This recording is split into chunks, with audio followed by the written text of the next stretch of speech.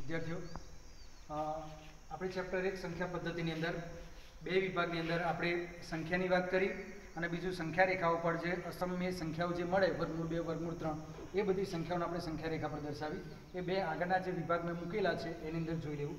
એના પછીનો આગળનો ત્રીજો વિભાગ આજે શરૂ કરીએ છીએ. એમાં દશાંશ અભિવ્યક્તિ.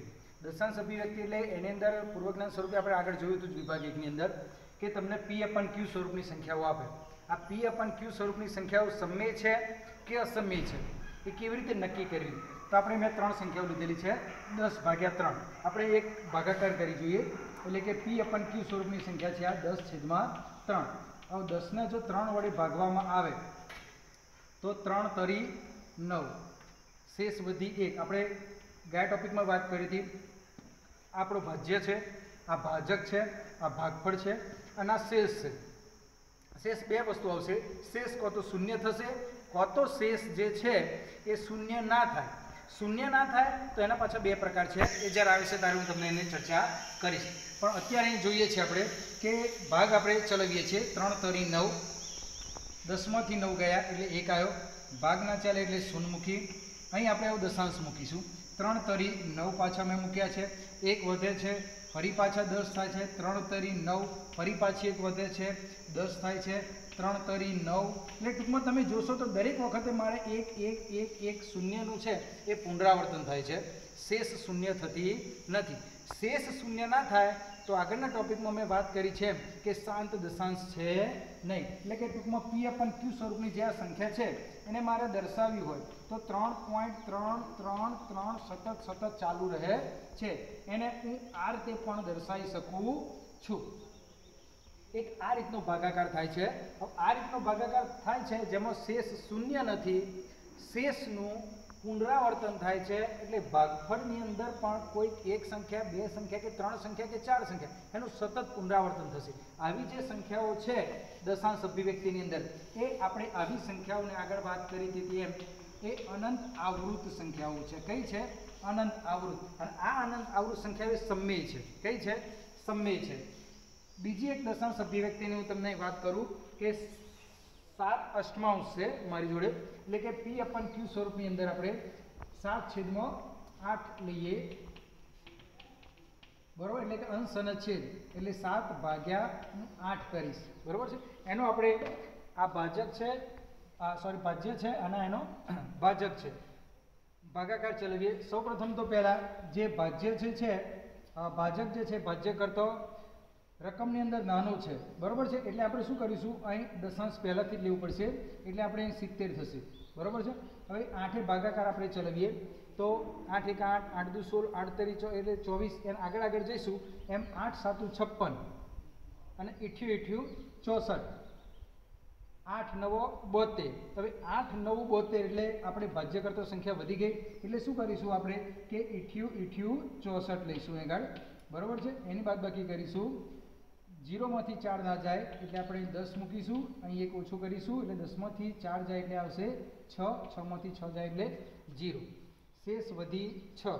હજુ પણ આપણે આગળ જઈએ કરીએ 60, શૂન્ય મૂકી એટલે. હવે આગળ જઈએ તો હવે 88 64 એટલે આપણે જે સંખ્યા છે તેના કરતાં વધી ગયા એટલે આપણે 8 7 56 કરીશું. 56 કરીને બાદબાકી કરીએ તો ફરી પાછા અહીં 10 અને 5 થશે એટલે આપણે 10 માંથી 6 જાય એટલે 4 આવ્યા, આ 0 આવ્યો, 4 વધ્યા, શૂન્ય મૂક્યા એટલે 40 થયા. ફરી પાછો 8નો આપણે ઘડીઓ બોલીશું તો લગભગ આ વખતે આપણે એના જેટલી સંખ્યા એટલે કે 8 5 40 આવી જાય છે. એટલે શેષ શૂન્ય થઈ ગયો. શેષ શૂન્ય ના થાય ત્યાં સુધી આપણે 1 2 3 4 5 6 7 બને ત્યાં સુધી સ્ટેપ નીચે ઉતરતું જવાનું. અને જો શેષ શૂન્ય થઈ જાય, બરાબર, તો હવે આ જે સંખ્યા મળે છે આપણને 0.875, હવે આ આગળ સતત ચાલુ રહેતી નથી. એટલે આ પ્રકારની જે સંખ્યાઓ છે આનો જવાબ હું લખું તો 0.875, બરાબર, એમાં અનંત ચાલુ રહેતી નથી. એટલે આ પ્રકારની જે સંખ્યાઓ છે એને આપણે આગળના ટોપિકમાં આપણે જોઈએ તો એ શાંત દશાંશ પ્રકારની છે. કઈ પ્રકારની છે? શાંત દશાંશ. ટૂંકમાં આ બંને સંખ્યાઓ જે છે અનંત આવૃત અને શાંત દશાંશ, આ બંને પ્રકારની સંખ્યાને સમય સંખ્યા કહેવામાં આવે છે, બરાબર. હવે આગળ બીજી એક સંખ્યા આપેલી છે આપણે 1/7 સંખ્યા છે. એટલે કે P/Q સ્વરૂપની અંદર આપણે દર્શાવી શકીએ છીએ, બરાબર. P/Q = 1/7. હવે 1/7 છે એટલે કે 1 એ ભાજ્ય છે અને 7 એનો ભાજક છે. આગળ મેં તમને જણાવ્યું એમ, બરાબર છે, કે ભાજ્યની રકમ એ ભાજક કરતા નાની છે એટલે આપણે પોઈન્ટ લઈશું દશાંશ, એટલે કે 0 થઈ ગયા એટલે 10 થયા.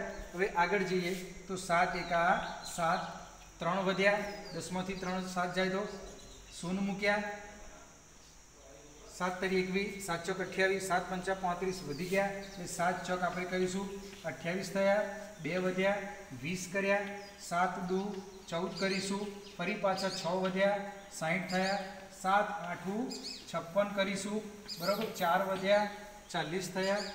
હવે 7 પંચા 35, 7 છંગ 42 વધી જાય છે એટલે 7 પંચા 35 કરીએ છીએ એટલે 5 વધે છે 50 થાય છે, 70 70 49 થાય છે, બરાબર.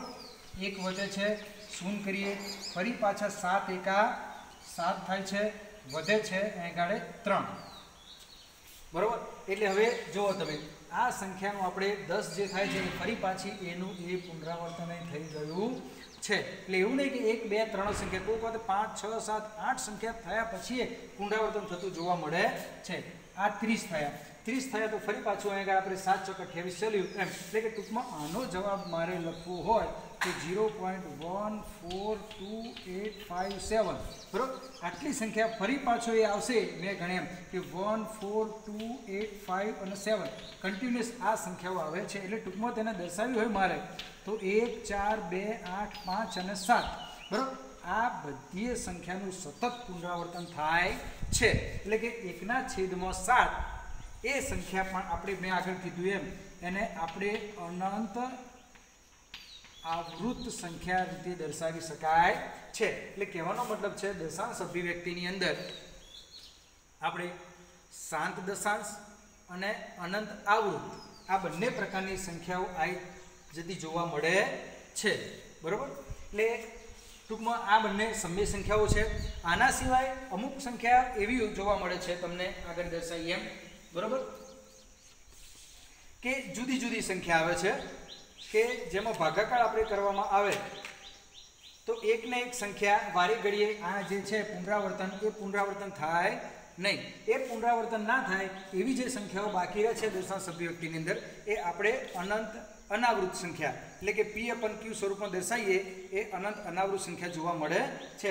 જેમ કે આપણે તમને પેજ નંબર 11 ઉપર ચોપડીની અંદર તમે જોશો તો વર્ગમૂળ 2 આપેલી છે એક સંખ્યા, એટલે કે વર્ગમૂળ 2 એનો આન્સર તમને આપેલો છે કે 1.41 42 13 56 23, એટલે કે ટૂંકમાં આ જુદી જુદી સંખ્યાઓ આવતી જોવા મળે છે.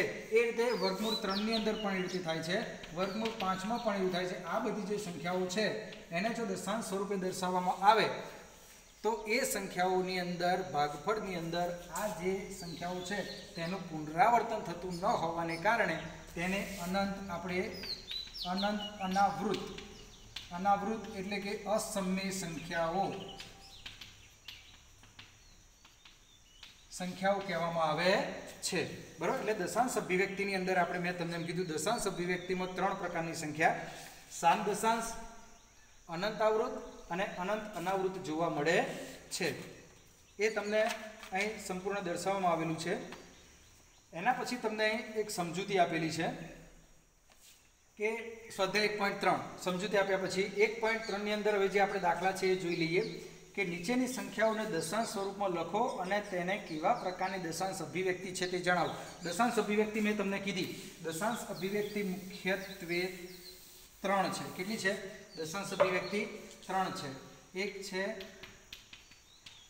શાંત દશાંશ છે, બીજી છે એ અનંત આવૃત છે, એ મેં તમને સતત આપણે દાખલા કરીને બતાવ્યા, અને ત્રીજી અહીં મેં દર્શાવેલી છે, બરોબર, એ અનંત અનાવૃત.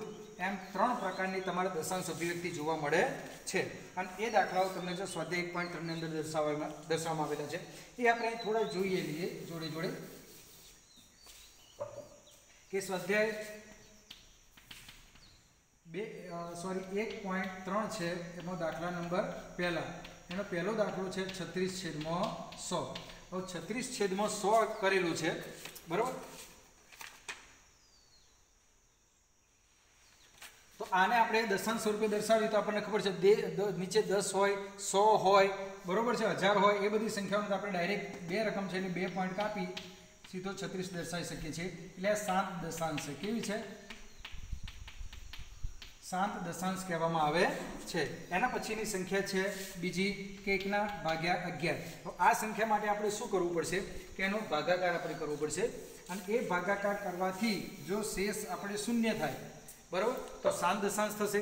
શેષ શૂન્ય ના થાય પણ જે શેષ વધે એનું પુનરાવર્તન થતું હોય તો અનંત આવૃત થશે અને ના થાય તો અનંત અનાવૃત થશે. કે 1/11 આપણે 11 કહીએ મેં કીધું એમ આગળ બરાબર. ભાગના ચલ એની શૂન્ય 10 થયા. હજુ પણ ભાજ્ય એ ભાજક કરતો નાનો છે એટલે આપણે બીજી શૂન્ય લેવી પડશે. હવે આગળ 100 થયા. હવે 11 થી ભાગ ચલાવી આપીએ તો 11 9 99 થશે. નીચે 1 વધ્યો ફરી પાછો 10 થશે એટલે 100 કરવા પડશે બરાબર. ફરી પાછો ભાગ ચાલશે આપણે એટલે 99 થશે. 1 વધશે 10 છે ભાગ ના ચાલે તો 0 થશે. ફરી 100 થશે. 11 9 99 થશે. ફરી 1 વધશે. એટલે કહેવાનો મતલબ શું છે કે દરેક વખત આપણે શેષ જોઈએ તો શેષ 1 1 1 1 મળતી જાય છે. એનું સતત શું થાય છે? પુનરાવર્તન થાય છે. અને તમે એની અંદર જે ભાગાકાર કરો અને જે ભાગફળનું મૂલ્ય મળે છે એ પણ તમે જોઈ શકો છો 0.090909 આવું સતત ચાલુ રહે છે. એટલે એને આપણે 0.9 કરી આ રીતે 12 ઉપર બંને સંખ્યા ઉપર એક લીટી દોરી શકીએ બરોબર છે. એટલે કહેવાનો મતલબ શું છે કે આટલી સંખ્યાઓનું સતત પુનરાવર્તન થાય છે. એટલે આને આપણે કેવી હોય તો અનંત આવૃત કહેવાય છે. શું કહેવાય છે? અનંત આવૃત કહેવામાં આવે છે. એના પછીની બીજી એક સંખ્યા છે ત્રીજી બરોબર 4.1/8. આને આપણે P/Q સ્વરૂપમાં રૂપાંતર કરીએ તો 8 ચોક 32 ને 1 33 એટલે 33/8 કરવાના.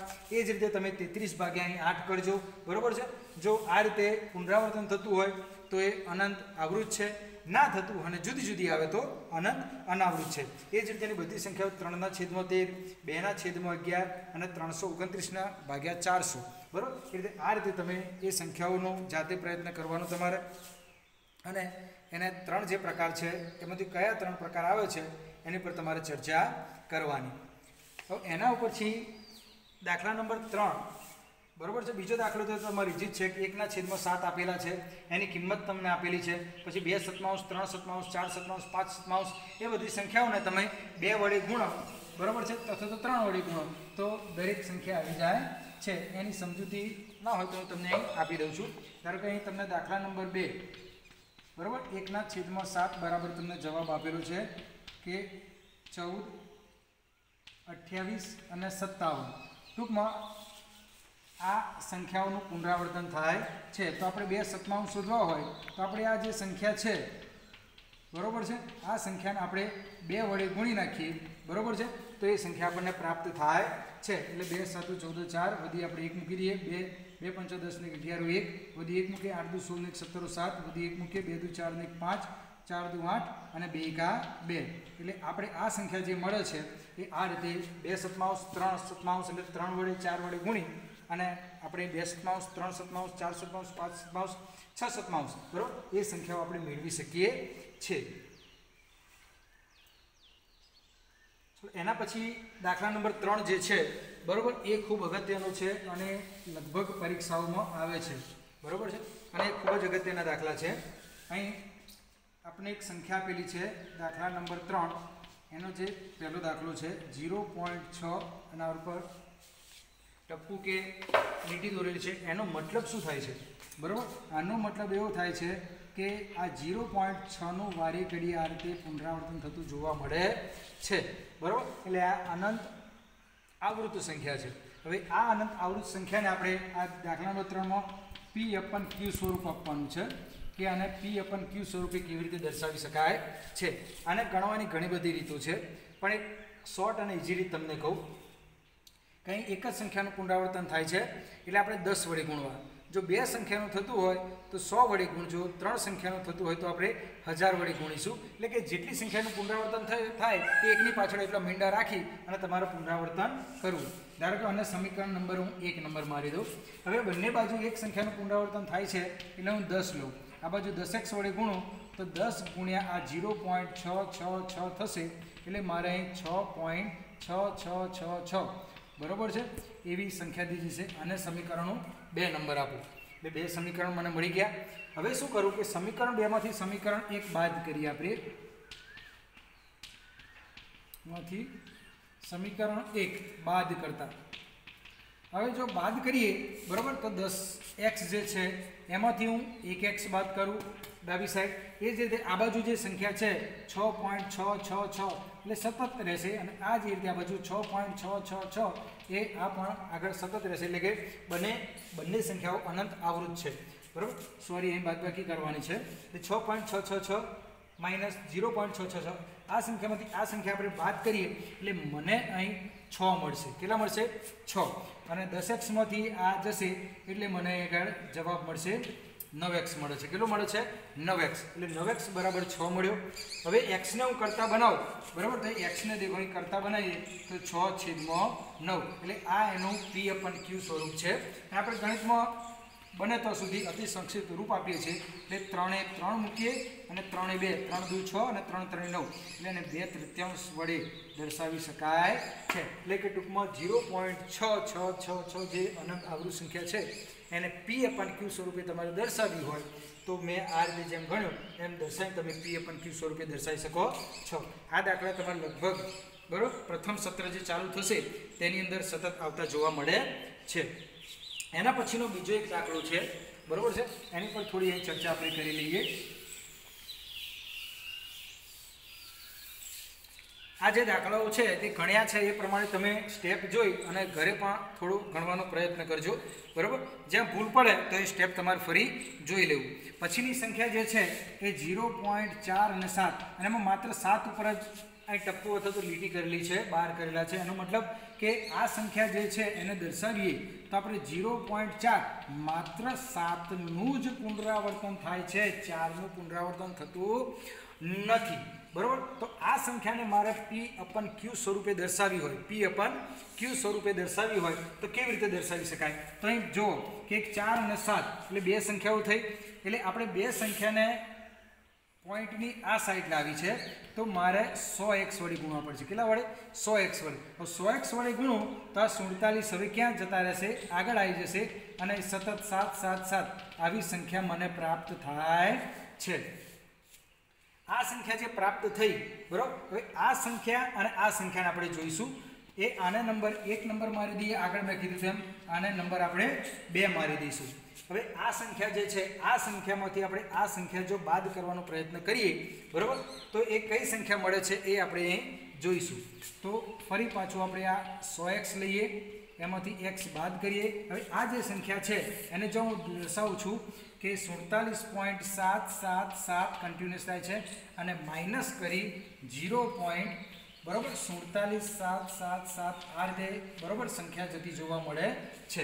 હવે આ સંખ્યામાંથી આ સંખ્યા આપણે બાદ કરીએ. જો અહીં કરું છું 47.777 એટલે કે કન્ટિન્યુઅસ આપણે અનંત આવૃત મળે છે એમાંથી 0.47777 આ રીતે બાદ કરું છું એટલે આગળ તો બધું 0 થઈ જશે. શું થઈ જશે? 0. પરંતુ આ સંખ્યા જો 7માંથી 4 જાય ને એટલે 3 આવશે. કેટલા આવશે? 3 આવશે. અને આ જે સંખ્યા છે 47 ને 47 રહેશે બરાબર. એટલે આ જે બાદબાકી છે અહીં તો તમને ખબર પડી જશે કે 99x આપણે આવ્યા. ઓકે 1x બાદ કર્યો પણ આ જે સંખ્યા આવી છે ને એ મારે શાંતિથી તમે જોશો તો 47.3 આવી. કેટલી આવી? 47.3. હવે x ને આપણે કરતા બનાવીએ બરાબર છે તો આ જે 47.3 છે અને છેદમાં 99 છે પણ અહીં ઉપરની પોઈન્ટ સંખ્યા આપણે ના રાખવી હોય બરાબર તો ઉપર અને નીચે 10 ને સંખ્યા વડે ગુણવામાં આવે છે. 10 વડે ગુણીએ એટલે ઉપર થશે 473 અને નીચે થઈ જશે 990. એટલે એને સરખી રીતે જો p/q સ્વરૂપમાં આપણે દર્શાવવી હોય બરાબર ઉપર ને નીચે મેં 10 વડે અહીં ગુણ્યા છે. અર્થાત બંને બાજુ તમે અહીં આગળ પણ 10 વડે ગુણી નાખો તો એ કોઈ વાંધો નથી. તો અહીં 990x થઈ જશે અને 473 થઈ જશે. જુઓ એટલે કહેવાનો મતલબ શું છે કે તમને જે આ સંખ્યા આપેલી છે એ સંખ્યાની અંદર એક સંખ્યા 2 સંખ્યા કે 3 સંખ્યા જેને તમે આગળ લાવી શકો છો એ લાવી દેવાની. 100 વડે 1000 વડે 10000 વડે તમે ગુણાકાર કરી શકો છો. આવા 2 સમીકરણ મળે એક x વાળું અને એક આ સમીકરણ. સામાન્ય રીતે બંનેનું શાંતિથી આપણે બાદબાકી કરવાની. જે આન્સર આવે જો તમે સ્ટેપ બાય સ્ટેપ જશો તો કોઈ પણ દાખલો લગભગ ખોટો પડતો નથી. એટલે કે સ્વાધ્યાય 1.3 ની અંદર આ સંખ્યાઓ જે છે P/Q સ્વરૂપની બરોબર છે એ તમે હજુ બીજી સંખ્યાઓ તમે જો પ્રેક્ટિસ વર્ક હોય અર્થાત પોતાની જાતે તમે બનાવી શકો અને ગણી તમારે પ્રયત્ન કરવો. એટલે કે તમે ખાસ આ તો દાખલા પૂછાય છે P/Q સ્વરૂપના એટલે તમે ગણી શકો છો. એટલે કે અનંત આવૃત સંખ્યાઓ પરથી આપણે P/Q સ્વરૂપ લાવવા પ્રયત્ન કરીશું.